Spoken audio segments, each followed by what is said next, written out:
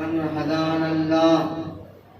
لقد جاءت رسل ربنا بالحق، والصلاة والسلام على رسوله الكريم خير المبشرين والمنذرين شفيع المذنبين المخاطب طه وياسين النبي المؤيد والرسول المصدق بالقاسم الصلاة والسلام على آله الطيبين الطاهرين المعصومين المظلومين من لعنة الله على أعدائهم وقتلتهم وغاصب حقوقهم أجمعين من لعنة إلى يوم الدين. أما بعد فقد قال رسول الله صلى الله عليه وآله وسلم: أول ما خلق الله نوري أنا وعلي من نور الواحد. صلوات محمد.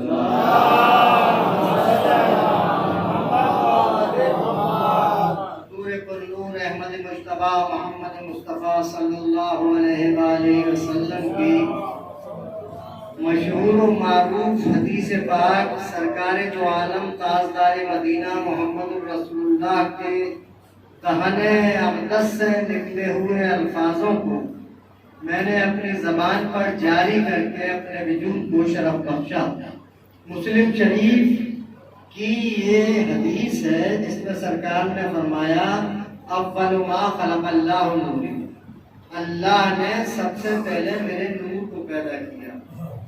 انا و علی من نور واحد، میں اور علی ایک نور سے ہیں.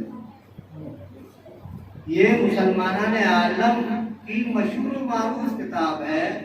اس میں سرکار نے فرمایا: اول ما خلق اللہ نوری، اللہ نے سب سے پہلے میرے نور کو پیدا کیا.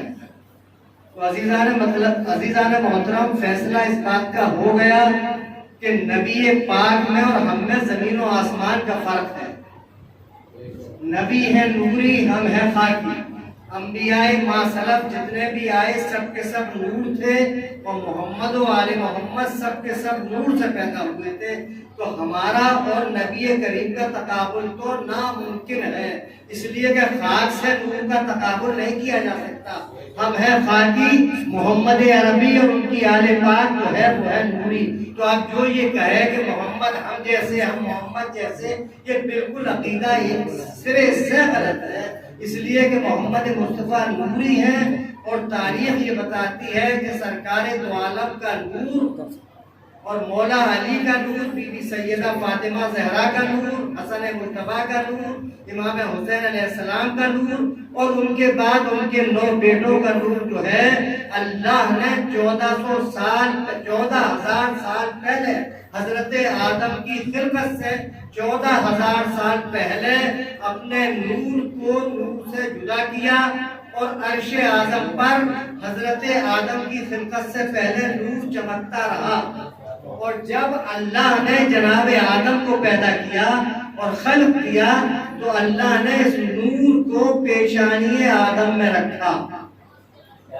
نبی کے نور کو، علی کے نور کو، امام حسن کے نور کو، امام حسین کے نور کو.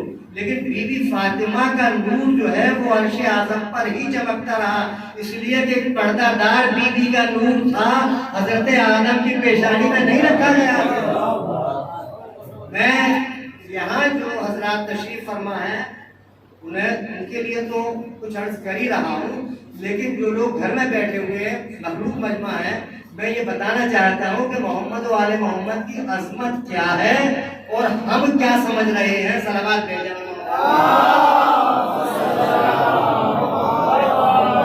یعنی عظمت محمد عربی جب ہمارے ذہنوں میں نہ ہوگی تو ہم اسلام کے اوپر کیسے چل سکتے ہیں؟ ہم ایمان ہمارا درست کیسے ہو سکتا ہے؟ ہم جنت کے حقدار کیسے ہو سکتے ہیں؟ جب مالک جنت ہی کو نہ پہچانیں گے تو پھر جنت کیسی، جنت کی خواہش کیسی؟ الحسن والحسین سیدہ شباب اہل جنہ، سرداران جنت بہشت کے سردار کون ہیں؟ امام حسن و امام حسین ہیں. تو امام حسین اور امام حسن کی معرفت ہے تو جنت کی خواہش کرنی پڑے گی، اور اگر معرفت حسنین نہیں ہے تو جنت کی خواہش کرنا عبث اور بیکار ہے۔ صلوات بھیجا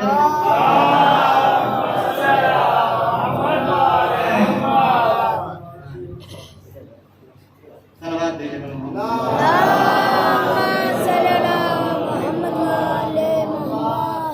اور جناب آدم کی پیشانی میں رکھنے کے بعد سلسلہ و سلسلہ یہ نور جو ہے منتقل ہوتا رہا، یہاں تک کہ یہ نور صلب عبد المطلب میں پہنچا، اور صلب عبد المطلب میں پہنچنے کے بعد اس نور کے دو حصے اللہ نے کیے۔ ایک حصہ صلب عبداللہ میں پہنچا جو محمد الرسول اللہ کہلایا، دوسرا حصہ نور کا صلب ابو طالب میں پہنچا جو علی ولی اللہ کہلایا۔ صلوات بھیجے پر محمد وآلہ۔ 30 سال قبل مولا علی کی ولادت سے 30 سال پہلے سرکار دو عالم کی ولادت ہوئی۔ اب آج دنیا اس چکر میں پڑ گئی کہ نبی نے 40 سال کے بعد اعلان نبوت کیا، یہ تو مصلحت پروردگار تھی، اس لیے کہ اللہ کے رسول کو ایسے پراشور ماحول میں بھیجا گیا تھا، ایسے خطرناک ماحول میں بھیجا گیا تھا، ایسے بشکل انسان ضرور تھے مکے کے لوگ، لیکن جانوروں سے بدتر زندگی گزار رہے تھے، لہذا نبی کو ایسے ماحول میں بھیجا کہ نبی نے اپنی سیرت اپنے کردار سے 40 سال تک وہ ذہنی زمین کو تیار کیا کہ جاہل عرب نبی کو امین بھی کہنے لگے اور ثابت بھی کہنے لگے۔ اس کے بعد میں اللہ نے نبی کریم کے لیے ایک سپاہی بھیجا جس کا نام ہے مولائے کائنات امیر المومنین علی ابن ابی طالب، اور جب اس سپاہی کی عمر 10 سال کی ہو گئی، پیغمبر کی عمر 40 سال کی ہو گئی، تو اب حکم ہوا کہ میرے حبیب اب اعلان رسالت کر دو، اس لیے کہ تم تو وما ارسلناک الا رحمۃ للعالمین، اے محمد ہم نے تمہیں عالمین کے اوپر رحمت بنا کر بھیجا ہے۔ رحمت عالم تھے پیغمبر خدا، اینٹ کا جواب اینٹ سے نہیں دے سکتے تھے، دشمن کا پتھر کا جواب پتھر سے نہیں دے سکتے تھے، لہذا 40 سال تک نبی خاموش اس لیے رہے کہ کسی کے آنے کا انتظار تھا نبی کو۔ جب وہ آ گیا اور اس کی عمر 10 سال کی ہو گئی تو اب حکم ہوا کہ میرے حبیب تم جاؤ اور تبلیغ کرو۔ پیغمبر نے تبلیغ کرنا شروع کی، رحمت عالم تھے، نبی کو ستانا شروع کیا رکھ کے، ان جاہل عربوں نے، ان مکے کے ظالموں نے پیغمبر کو پتھر مارنے شروع کیے۔ اب خود سامنے نہیں آ رہے محمد کے، بلکہ اپنے چھوٹے چھوٹے بچوں سے کہہ دیا کہ جب محمد ادھر آیا کریں تو ان میں پتھر لگایا کرو۔ لہذا ایک دن تاریخ بتاتی ہے کہ نبی کریم جب بیت الشرف کے اندر داخل ہوئے تو مولائے کائنات جن کی عمر کے 10 سال کی ہے کہتے ہیں یا رسول اللہ میں آپ کی کیا حالت دیکھ رہا ہوں؟ کہا کہ عرب کے لوگوں نے اپنے بچوں سے کہہ دیا ہے جب میں گزر کے جاتا ہوں تو وہ میرے پتھر مارتے ہیں، یہ خون جو ہے میرے سر سے ان پتھروں کی ذریعے سے نکلا ہے۔ بس نبی سے عرض کیا رسول اللہ کل سے آپ جو ہے تنہا نہ جائیے گا، جب آپ جائیں مجھے ساتھ لے کر جائیں۔ اب جو نبی نکلے تبلیغ کے لیے قولوا لا الہ الا اللہ تفلحوا، کہو کہ خدا ایک ہے اسی میں تمہاری بھلائی ہے۔ حسب دستور مکے کے کافروں کے بچے جیسے پتھر لے کے آگے بڑھے، بس مولائے کائنات نے کیا کیا کہ کسی کو اٹھا کر زمین سے مارا، کسی کے سر میں سر ٹکرایا، کسی کے ہاتھ توڑا، کسی کا پیر توڑا۔ اب جو روتے ہوئے گئے تو کہنے لگے کہ کس نے مارا؟ کیا محمد نے مارا؟ معاذ اللہ محمد تو پاگل ہے، استغفر اللہ من ذالک، یہ کہتے تھے مکے کے لوگ۔ کہا کہ نہیں محمد نے نہیں مارا، بلکہ محمد کے ساتھ ایک چھوٹا بچہ آیا تھا جس نے یہ ہمارا حال بنایا۔ تو اب انتظار تھا کسی آنے والے کا، اس لیے نبی جو ہے 40 سال خاموش رہے۔ مسلمان کہنے لگا کہ 40 سال کے بعد نبوت ملی، اول ما خلق اللہ نوری، ہم جیسا بشر ہے۔ تو عزیزوں پہلے عقائد کو صحیح کرنا پڑے گا، جب مسلمان پکا کہلائے گا، جب حقداری چل جائے گا۔ اور اسی لیے نبی نے فرمایا الحسن والحسین سیدہ شباب اہل جنہ، حسن و حسین جوانان بہشت کے سردار ہیں۔ صلوات بھیجے پر محمد و آلہ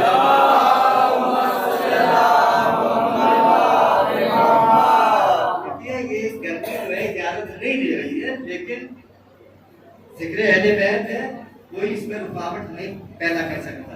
صلوات بھیجا کر محمد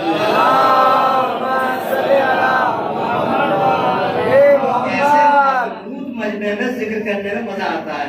میرا دل چاہتا ہے کہ بول، لیکن میرے اوپر ایک پسینے کا دباؤ ہے. صلوات بھیجا کر محمد. تو آپ دیکھیں کہ حسن حسین جوانان بیٹھ کے سردار، اب سرداری اگر سردار ہیں، مالک جنت ہیں، تو دامن حسن حسین تو پکڑنا پڑے گا ہر مسلمان کو. پھر سرکار فرماتے حسین منی و انا من الحسین، حسین میرا مجھ سے ہے اور میں حسین سے ہوں. بھائی یہ کیا طریقہ نبی نے ارشاد فرمایا حدیث میں مکمل طور پر فریقین کے یہاں شیعہ سنی سب اس بات کا اعتراف کرتے ہیں کہ نبی نے فرمایا کہ حسین منی و انا من الحسین، میرا حسین مجھ سے ہے. یہ بات تو سمجھ میں آ رہی ہے. ہر نانا یہ کہہ سکتا ہے کہ میرا نواسا مجھ سے ہے، ہر باپ یہ کہہ سکتا ہے میرا بیٹا مجھ سے ہے، اور دادا یہ کہہ سکتا ہے کہ میرا پوتا مجھ سے ہے. لیکن انا من الحسین، میں حسین سے ہوں. یہ بات اس وقت مسلمانوں کی سمجھ میں نہ آئی ہو، لیکن 61 ہجری کے بعد 61 ہجری کے بعد حسین کی قربانی کے بعد ہر مسلمان نہیں بلکہ ہر انسان سمجھ گیا کہ کل جو نبی نے کہا تھا وَأَنَا مِنَ الْحُسَيْن، یہ وجہ یہ تھی کہ اگر آج اسلام زندہ ہے، اگر آج قرآن زندہ ہے، اگر آج شریعت محمدی زندہ ہے، تو رسول کی دور بین نگاہیں رسول نبوت کی نگاہ سے دیکھ رہے تھے، پیغمبر رسالت کی نگاہ سے دیکھ رہے تھے کہ میرے لائے ہوئے مذہب کو، میرے لائے ہوئی شریعت کو، میرے لائے ہوئے قرآن کو اگر بچائے گا تو حسین بچائے گا. لہذا فرمایا نبی نے انا من الحسین، میں حسین سے ہوں. اور یہ ثابت کر کے دکھا دیا کربلا کے میدان میں امام حسین علیہ السلام نے کہ اگر نام ہے آج باقی محمد عربی کا تو مولا حسین کی وجہ سے. صلوات بھیجے کر محمد.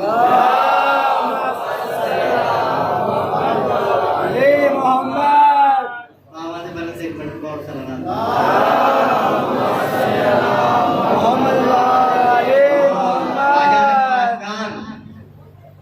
خواجہ غریب نواز رحمۃ اللہ علیہ بڑی عظمت والے ولیوں کے ولی، ہندوستان کے دولہا کہلاتے ہیں. اور پہلے جب وہ آئے تھے یہ وقت نہیں ہے جو ان کے سلسلے میں کچھ عرض کروں، لیکن ربائی ضرور میں عرض کروں گا. اور میرے بھائی کی فرمائش بھی ہے کہ اس شخص نے جو ایک عظیم شخصیت کا مالک تھا خواجہ معین الدین چشتی رحمۃ اللہ علیہ، فرماتے ہیں کہ حسین شاہ حسین بادشاہ حسین دین حسین. دیکھیے شاہ بادشاہ دوپہر کی مجلس میں مولانا سید علی صاحب نے بھی ارشاد فرمایا کہ شاہ بادشاہ دنیا کے ہوتے رہتے ہیں لیکن دین است حسین. خواجہ غریب نواز یہ ارشاد فرماتے دین است حسین، حسین جو ہے دین ہے مکمل. اگر حسین کا دامن تھام لیا تو گویا پورا دین ہاتھ میں آ گیا. اور کسی کے ہاتھ کسی کے دل میں ذرہ برابر بھی حسین سے اگر کثافت ہے، اگر دشمنی ہے، تو سمجھ لو چاہے وہ کتنی بھی عبادت کرتا رہے، چاہے کتنی بھی نماز پڑھتا رہے، چاہے کتنے بھی روزے رکھتا رہے، چاہے حج بیت اللہ کے 1000 چکر لگاتا رہے، لیکن خدا کی قسم اس کا دین ہے نہ ایمان ہے نہ مذہب ہے نہ مسلمان ہے جب تک کہ حسین خواجہ صاحب کے کہہ رہے دین است حسین. حسین دین ہے اور دین کے پناہ دینے والے ہیں. اور حقا کے بنائے لا الہ الا حسین، خدا کی قسم کھا کر کہتے ہیں خواجہ صاحب کہ خدا کی قسم حسین لا الہ الا اللہ کی بنیاد ہے. جو مسلمان لا الہ الا اللہ کہہ کے مسلمان ہوتا ہے، جب تک حسین کا دامن نہ تھامیں گے تو زبانی دعوے تو ہوں گے، لیکن اصلیت جو ہے اسلام جو ہے وہ امام حسین علیہ السلام کے دامن کو تھامنے کے بعد ہی ملے گا.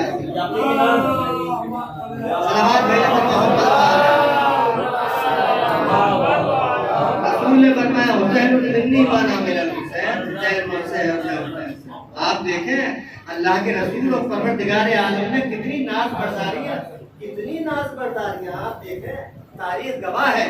سرکار دو عالم مسجد نبوی کے اندر تشریف فرمائے، ایک شکاری نے شکار کیا بچے یاہو کا، ہرنی کے بچے کو پکڑ کر ایک شکاری لایا اور سرکار دو عالم تاجدار مدینہ محمد رسول اللہ صلی اللہ علیہ وآلہ وسلم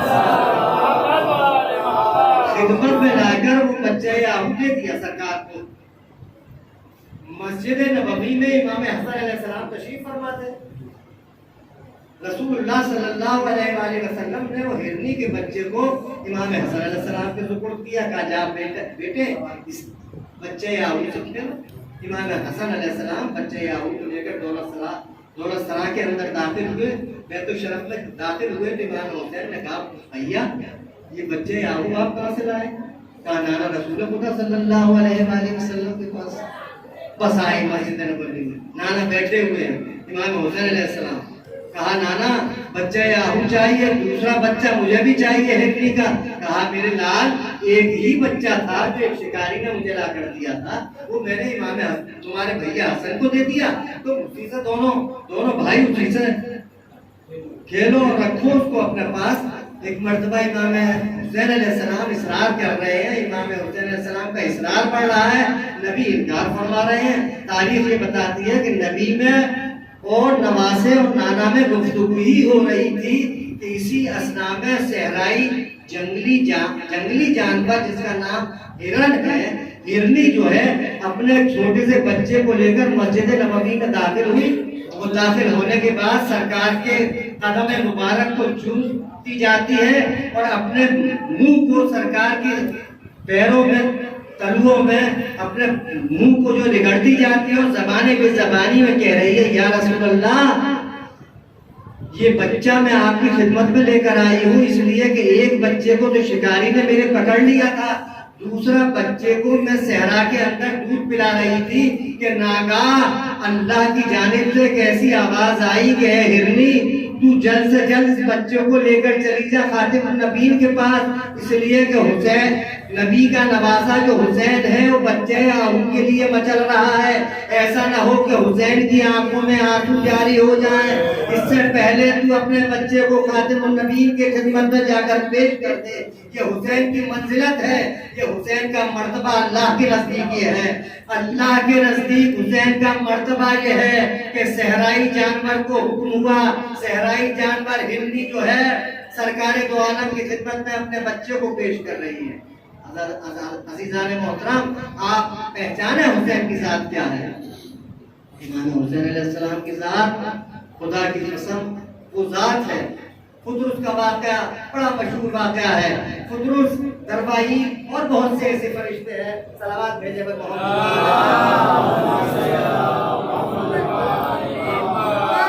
کہ جن سے ترک اولا ہوا، جس طرح سے کہ حضرت آدم سے ترک اولا ہوا، ایسے ہی کچھ فرشتوں سے بھی دربائیین اور خدرس کا واقعہ بہت ہی مشہور و معروف ہے۔ جب سرکار دو عالم تاجدار مدینہ محمد رسول اللہ صلی اللہ علیہ وآلہ وسلم کا نواسا حسین علیہ السلام نے دنیا میں تشریف لائے تو حکم ہوا تمام فرشتوں کو، جو آسمان کے اوپر فرشتے کتنے ہیں آپ اندازہ لگائیں کہ ایک بارش کا قطرہ جو زمین پہ آتا ہے ایک فرشتہ لے کر آتا ہے، لاتعداد فرشتے ہیں اور قیامت تک معصوم فرشتے ہیں جن سے کوئی غلطی نہیں ہوتی، اور جو فرشتہ قیام میں ہے قیامت تک قیام میں رہے گا، جو رکوع میں ہے وہ رکوع میں رہے گا، جو سجدے میں ہے وہ قیامت تک سجدے میں رہے گا۔ ادھر نبی کے نواسے کی ولادت ہوئی، ادھر سلطان سماوات کے اوپر یہ حکم ہوا کہ جاؤ نبی کا آخری نبی کے نواسا دنیا میں تشریف لایا ہے، نبی کو مبارکباد دینے کے لیے زمین پر جاؤ۔ اب فرشتوں اللہ کا یہ حکم ہوا، فرشتے جوق در جوق گروہ در گروہ آسمان سے زمین کے اوپر آ رہے ہیں اور آ کر مبارکباد دے رہے ہیں، نبی کو تہنیت دے رہے ہیں اور واپس جا رہے ہیں۔ جو رکوع میں تھا اس نے رکوع چھوڑا، وہ نبی کی خدمت میں آیا، جو سجدے میں تھا اس نے سجدہ چھوڑا، جو قیام میں تھا اس نے قیام چھوڑا۔ اس لیے چھوڑا کہ نبی کی خدمت میں جا کر حسین کی مبارکباد دے، تہنیت دے ولادت کی۔ تو آپ اندازہ لگائیں حسین کے مرتبے کا کہ حسین کی ولادت پر ان اللہ کے ان فرشتوں نے جو معصوم تھے، معصوم ہیں اور قیامت تک معصوم رہیں گے، عبادت الہی چھوڑ کر حسین کی مبارکباد دے کر یہ بتا رہے ہیں کہ اللہ کی عبادت کے بعد اگر کوئی عبادت ہے، کوئی عظمت ہے، کوئی وقت ہے، کوئی بیت ہے تو وہ امام ذکر امام حسین علیہ السلام کی ہے۔ صلوات بھیجے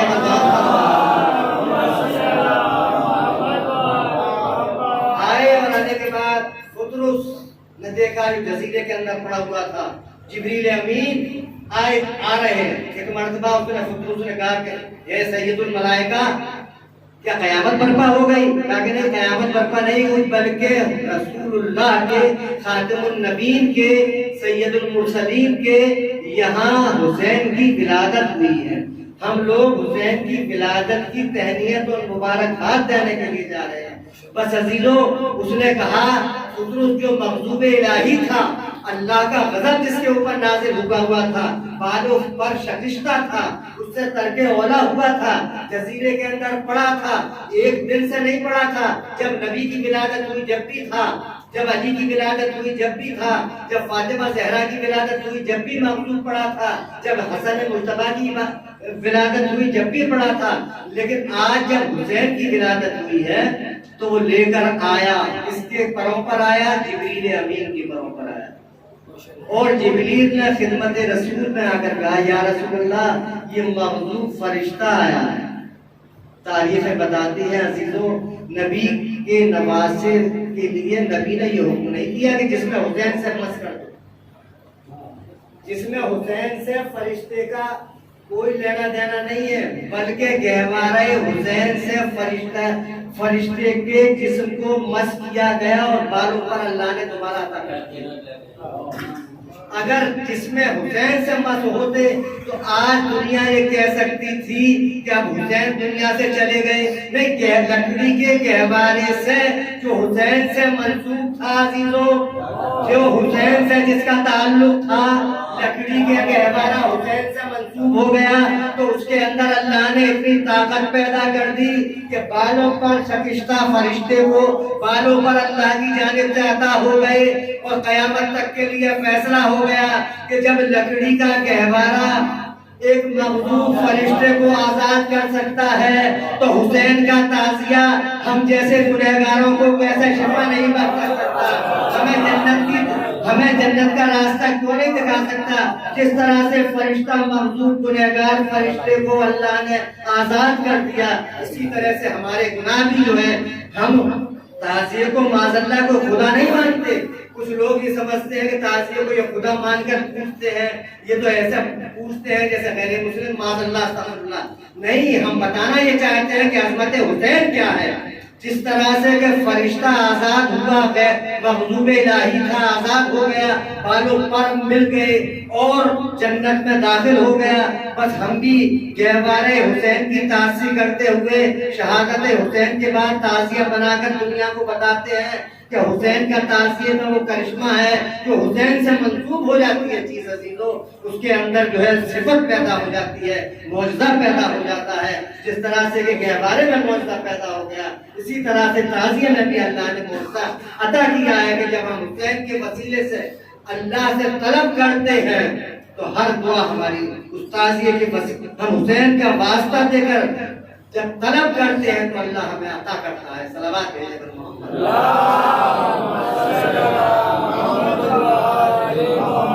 آج یہ ہے عزیزوں، ایک بات یہ پیدا ہوتی ہے کہ نبی کریم دنیا میں آئے تو یہ فرشتہ کیوں نہ آیا، علی مرتضیٰ دنیا میں آئے تو یہ کیوں نہ آیا، بی بی سیدہ دنیا میں آئی تو یہ فرشتہ کیوں نہ آئے، یہ آخر امام حسین علیہ السلام کی ولادت میں کیوں آئے؟ تو عزیزو، جس وقت امام حسین علیہ السلام کی ولادت ہوئی تو سکان سماوات جو آسمان کے رہنے والے فرشتے تھے ان سب کے اندر یہ اعلان ہو گیا، اعلان عام ہوا کہ آج جس کو اپنی قسمت بنانی ہے وہ زمین میں پہنچ جائے، اس لیے کہ نواسہ رسول آ گیا ہے۔ جو گنہگار اگر اس حسین کے اس نواسے سے تبدل حاصل کرے گا تو آج بھی آزاد ہو جائے گا، قیامت تک کے لیے آزاد ہو جائے گا۔ صلوات بھیجے گا محمد و آلہ۔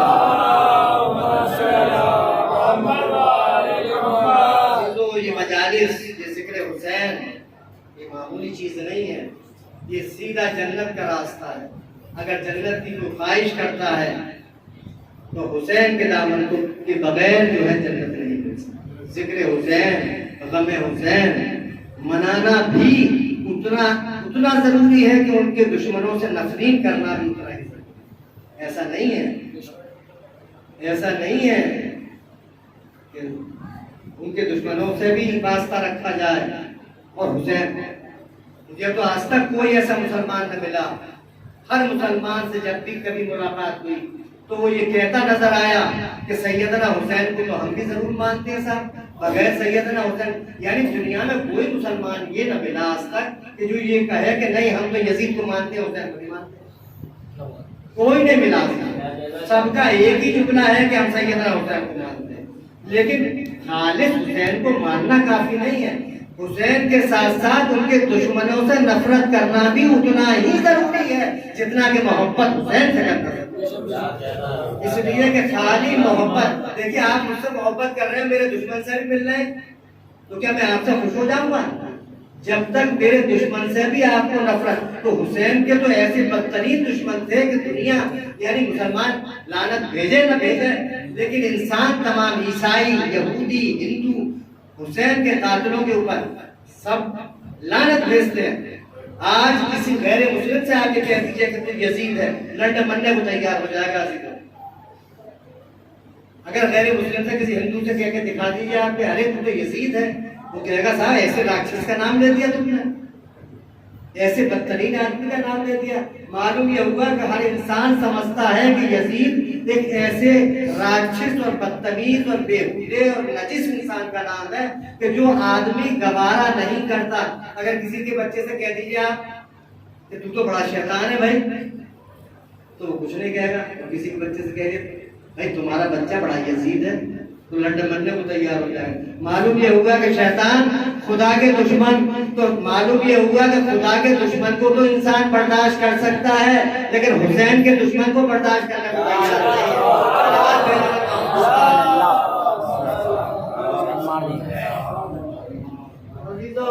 مولا حسین کی ذات بڑی عظیم ذات ہے۔ بس اختصار کے ساتھ، اور امام حسین علیہ السلام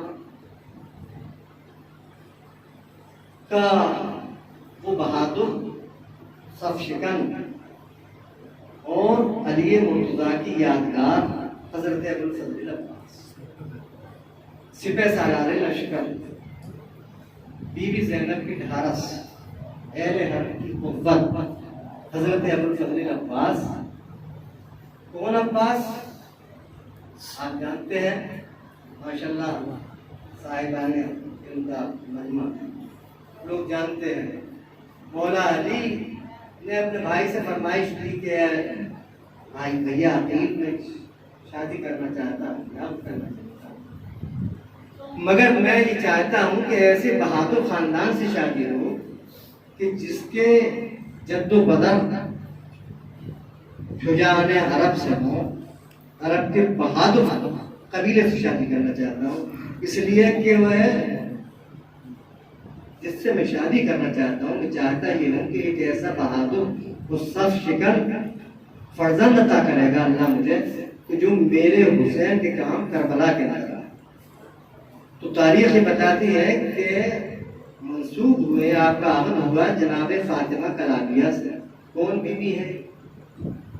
اتنی عظمت والی بی بی ہے کہ تاریخ یہ بتاتی ہے کہ جب بی بی در علی پہ آئی ہیں تو سب سے پہلے آگے 2 رکعت نماز ادا کی شکرانے کی، اور کہا پالنے والے اس کنیز کے اوپر تیرا بڑا کرم ہو گیا کہ میں اور علی کے گھر میں آ گیا۔ اور تاریخ بتاتی ہے کہ جیسے تشریف لائی گھر میں تو امام حسن اور امام حسین علیہ السلام بی بی زینب ام کلثوم پڑھی اور آگے بڑھ کر کہتی ہیں اماں جان آپ کے اوپر ہمارا سلام ہو۔ ایک مرتبہ ام البنین ارشاد فرماتی ہے کہ اے شہزادوں، اے شہزادیوں، آج تو تم نے مجھے ماں کہہ دیا، لیکن میں ہاتھ جوڑ کر تم سے عرض کر رہی ہوں میں تمہاری ماں بن کر نہیں آئی بلکہ میں تمہاری خادمہ اور کنیز بن کے آئی ہوں۔ مجھے آج سے نام لے کر پکارنا ماں نہ کہنا۔ اب آپ اندازہ لگائیں کہ جس کی آغوش اتنی عظیم بیوی ہو، اس کی آغوش کا پلا ہوا بچہ کیسا ہوگا، کیا عظمت ہوگی، کیا رفعت ہوگی، کیا بلندی ہوگی۔ تاریخیں بتاتی ہیں عزیزوں کہ حضرت عباس جب دنیا میں تشریف لائے تو مولا حسین نے ایک کپڑے میں لپیٹا اور مسجد میں لے کر تشریف لے گئے امام حسین علیہ السلام۔ حضرت عباس مولا علی مسجد کے اندر ہے. کہا بابا جان کچھ آپ سے مانگنے آیا ہے. کہا بیٹا اے میرے لخت جگر سب تمہارا ہے، بتاؤ کیا ہو تم کیا کہہ رہے ہیں. تو ایک مرتبہ کپڑے کو ہٹایا، کہا کہ بھائی کو مجھے دے. میں یہ کہنا تھا کہ مولا نے فرمایا کہ ہاں بیٹا حسین یہ تو اللہ نے تیرے ہی واسطے عطا کیا ہے. تاریخ بتاتی ہے کہ پرورش ہوتی رہی حضرت عباس کی، اتنے حکم مولا حسین کا فرما برداری کرتے تھے کہ تاریخ گواہ ہے کہ حضرت امام حسین علیہ السلام کو پیاس بہت لگی. پیاس ہی کا آپ کا بہت پیاس لگتی. ایک دن حضرت امام حسین علیہ السلام نے حضرت عباس سے کہا پانی، بس پانی کہنا تھا کہ فوراً حضرت عباس پہنچے. وہ کوزہ ہاتھ میں لیا، پانی لے کر جیسے ہی آ رہے تھے تو ابا کا دامن جو ہے پیر پہ الجھا، پانی بھی گر گیا، حضرت عباس بھی زمین پر گر. میں یہ دیکھنا تھا کہ امام حسین علیہ السلام زار و پتھار رونے لگے. جناب ام البنین نے فرمایا کہ بیٹا حسین کس لیے اشکبار ہو، کس لیے رو رہے ہو؟ کہا مادر گرامی مجھے کچھ یاد آ گیا، ارے کربلا کا یہ منظر ہوگا، مجھے یہ یاد آ گیا کہ پانی لینے کے لیے سکا جائے گا اور اس کے بعد میں واپس نہ آئے. عزیزوں کتنے فرما بردار تھے کہ حضرت امام حسین علیہ السلام نے ایک دن کہا کہ عباس اب تو میں جب پانی طلب کرتا ہوں تیزی سے میرے لیے پانی لے آتے ہو، مگر ایک دن ایسا ہوگا کہ میں تمہیں آواز دوں گا اور تم نہ آؤ گے. تو تاریخ یہ بتاتے ہیں کہ حضرت عباس اس دن سے دن اور رات جاگ گئے. ایک دن گزرا، 2 دن گزرے، 3 دن گزرے، یہاں تک کہ آنکھوں پر ورم آ گیا، آنکھیں لال لال ہو گئی اور چہرے کے اوپر ورم آیا. ایک مرتبہ امام حسین علیہ السلام نے چہرہ اقدس کو دیکھا اور بیت الشرف میں گئے. بیوی زینب سے کہا کہ بہن زینب پتہ نہیں عباس کے چہرے پر کیا بات ہے، ورم بھی ہے، آنکھیں سوج رہی ہیں، کیا وجہ ہے؟ جناب زینب نے حضرت عباس کو بلایا اور فرمایا بھیا عباس آخر یہ کیا بات ہے، آنکھوں میں ورم کیسا ہے، یہ آنکھوں میں سرخی کیسی ہے؟ امام حضرت عباس نے عرض کیا اے شہزادی وجہ یہ ہے کہ میرے آقا نے پانی مانگا تھا اور ایک دن یہ کہا تھا کہ میں تجھے بلاؤں گا، پانی مانگوں گا تجھ سے تو تو پانی نہ لے کے آئے گا عباس. تو میں اسی وقت سے جو ہے جاگ رہا ہوں، نہ میں دن کو سوتا ہوں نہ میں رات کو سوتا ہوں، نہ معلوم کہ میرا آقا کس وقت مجھے طلب کر لے.